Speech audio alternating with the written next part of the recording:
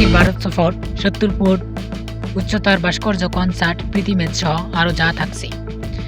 ভারত জুড়ে এখন সাজ সাজ রব। আজ রাতে দেশটিতে পা রাখবেন আর্জেন্টিনান কিংবদন্তি ফুটবলার লিওনেল মেসি। বাংলাদেশ সময় রাত ২টায় কলকাতায় পৌঁছাবেন বিশ্বকাপজয়ী এই কিংবদন্তি।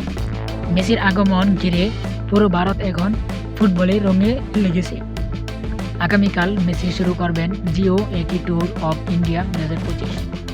কলকাতা থেকে হায়দ্রাবাদ, মুম্বাই থেকে দিল্লি, পুরো ভারতকে মেসি পরিণত করেছেন যাচ্ছেন এক বিশাল ফুটবল উৎসব। তার এই মেগা ট্যুর নিয়ে থাকছে তারকাখচিত আয়োজন ও চমক।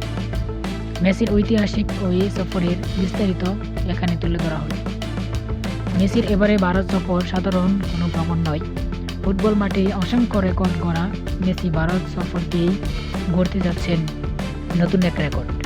মেসির আগমন উপলক্ষে কলকাতার লেক টাউনে উন্মোচন করা হবে মেসির ৭০ ফুট উচ্চতার বিশাল এক ভাস্কর্যে, যা কোনো ফুটবলারের সবচেয়ে উঁচু প্রাকৃতিক হিসেবে সরাসরি নাম লেখাতে যাচ্ছে গিনেস ওয়ার্ল্ড রেকর্ডসে।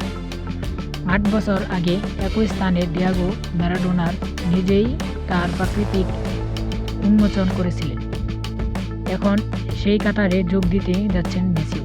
ইন্টার মায়ামি তারকা নিজেই তার প্রকৃতি উন্মোচন করবেন বলে জানিয়েছে সংবাদ মাধ্যমগুলো। এটি মেসির ভারতের দ্বিতীয় সফর। তিনি এর আগে ২০১১ সালে ভারতে এসেছিলেন। তখন আর্জেন্টিনা দল ভেনেজুয়েলার বিপক্ষে একটি প্রীতি ম্যাচ খেলেছিল সল্ট লেক স্টেডিয়ামে। সেই ম্যাচে মেসির অ্যাসিস্টে নিকোলাস ওতামেন্দির গোলে আর্জেন্টিনা জিতেছিল ১-০।